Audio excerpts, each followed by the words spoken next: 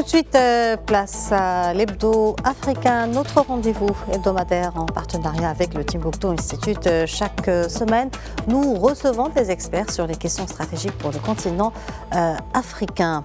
Instabilité et insécurité 2025, défi pour l'Afrique, c'est l'objet de notre décryptage aujourd'hui. Et pour cela, nous sommes en direct avec Dr Bakary Samb, directeur régional du Timbuktu Institute. Bonjour, Dr Bakary Samb. Merci d'être avec nous et très bonne année 2025. Bonjour et merci de votre aimable invitation et pour ce premier hebdo africain de 2025. Très bonne année à vous et meilleurs vœux à toute l'équipe de Média TV. Alors, docteur Bakary Samb, notre continent entre dans cette nouvelle année avec plein de défis en vue. Quels sont, selon vous, les plus importants qu'il faudrait relever ?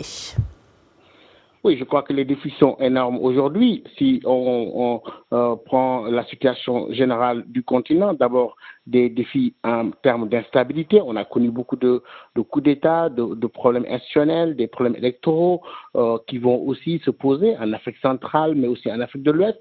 Nous avons des défis climatique. Aujourd'hui, si on sait que la plupart de nos populations sont aujourd'hui menacées par le dérèglement climatique dont les conséquences touchent plus de 3,2 millions de personnes, sans parler de la problématique de la forêt du bassin Congo, mais aussi des inondations qui ont touché pas mal de pays. Et enfin, les défis sécuritaires avec la montée du péril terroriste qui épargne de moins en moins de pays en Afrique de l'Ouest et qui s'étend vers le golfe de Guinée, mais aussi en Afrique de l'Est avec la question de la RDC à l'Est qui reste aujourd'hui un problème non réglé et tous les espoirs qu'il y avait avec le sommet de Luanda qui finalement n'a pas eu lieu montrent que notre continent va faire face à des défis multiples et qui seront très très déterminants pour l'avenir de l'Afrique. Mais docteur Bakary Samb, on sait que 2024 a été une année pleine de rebondissements, notamment au Sahel et en Afrique de l'Ouest. À quoi faudrait-il s'attendre en 2025 ? Oui, c'est vrai qu'on a connu des moments assez déterminants en Afrique de l'Ouest avec les élections sénégalaises, puis les élections au Ghana, avec des transitions politiques qui sont bien déroulées. Mais à côté, avant cela, nous avons aussi ces transitions inachevées dans certains pays qui s'acheminent vers l'expiration du délai de certaines transitions ou d'autres pays qui n'ont pas d'agenda. Je crois qu'en 2025, nous aurons à gérer les conséquences de ces transitions-là, mais aussi la question du terrorisme qui inquiète si on sait qu'aujourd'hui, le Sahel concentre pas moins de 50% des morts pour terrorisme sur le continent. Cela révèle des défis énormes sur le plan sécuritaire au moment où les instruments de coopération régionale font face à des difficultés comme la CEDEAO et d'autres organisations. Alors, au regard de tels défis que vous décrivez, pensez-vous que 2025 sera une meilleure année que celle précédente, surtout en termes de stabilité et de sécurité ?